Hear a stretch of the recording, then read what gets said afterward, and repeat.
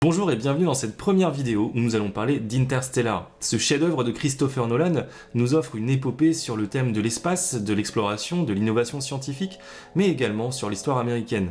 Nous allons voir dans cette vidéo que ce film est un véritable voyage dans un possible futur, mais aussi dans un passé bien réel.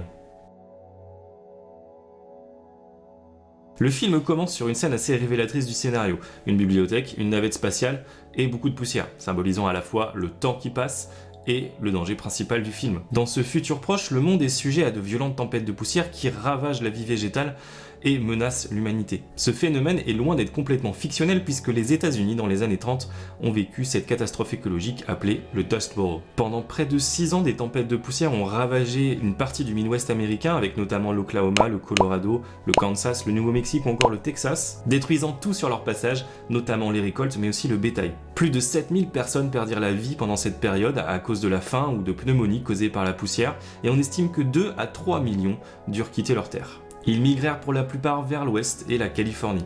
Cet exode est immortalisé par de nombreux artistes. On y retrouve des références dans Les raisins de la colère de Steinbeck par exemple, ou Sur la route de Jack Kerouac, et dans les nombreuses photographies que Dorothy Allenge a pu prendre. Vous avez peut-être déjà pu apercevoir cette photographie d'une mère migrante ou bien de ces deux voyageurs en partance pour Los Angeles.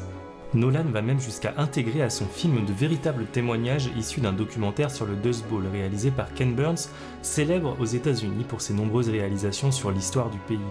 Cette question de la migration est évidemment présente dans Interstellar, puisque l'humanité doit trouver une nouvelle planète pour survivre. Les conséquences dans Interstellar sont évidemment bien plus dramatiques, puisque la fin de l'humanité est annoncée, mais pour les Américains des années 30, ces tempêtes de poussière étaient bien un présage de fin du monde. La migration était donc la seule solution afin de trouver une nouvelle terre promise. Bien avant le Dust Bowl, la Californie avait déjà cette image de terre promise. Terre fertile, pleine d'opportunités, un temps ensoleillé, de jolies plages, de l'or, que d'arguments pour passer un bon moment. Le rapport avec Interstellar ? Il y a dans cette notion de terre promise une idée religieuse, un territoire que Dieu accorde à ses fidèles. Dans le film, à plusieurs reprises, il est fait mention de eux, they en anglais. They chose you? Who's they? Il s'agit d'une entité inconnue qui guide nos protagonistes vers une nouvelle planète habitable. Évidemment, on apprendra à la fin du film que ce « eux » n'est que Cooper dans le futur, mais on peut y voir une référence à la mission divine qui était supposément donnée aux pionniers de conquérir l'Ouest américain. On retrouve cette idée de conquête dans la Destinée manifeste, un concept du 19e siècle qui consiste à dire que les États-Unis doivent inévitablement apporter la lumière et la civilisation à l'Ouest, et un peu plus tard partout dans le monde. L'Ouest, c'est le danger, les étendues sauvages que l'homme ne maîtrise pas, un peu comme l'espace finalement, marquant une véritable frontière entre le connu et l'inconnu.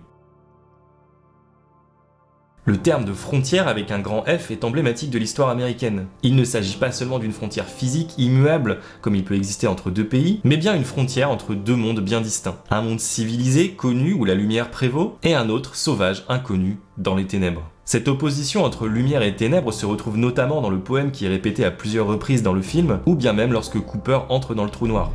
It's all blackness. Tars, do you read me over?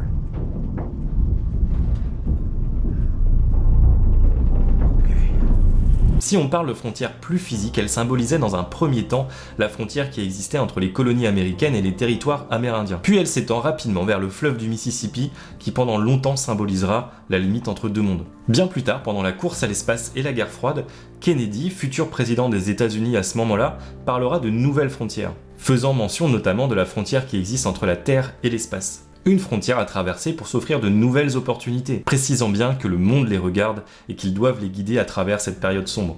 Le premier teaser d'Interstellar reprend d'ailleurs toutes ces idées, de même que beaucoup d'images d'archives sur le Dust Bowl ou sur les premiers essais de lancement de fusées ou de navettes. Interstellar reste bien évidemment un film de science-fiction, mais on ne peut pas ignorer toutes les références qui existent à l'histoire américaine. On arrive à la fin de cette vidéo, si vous avez aimé ou pas, n'hésitez pas à me le dire en commentaire et à vous abonner. À bientôt.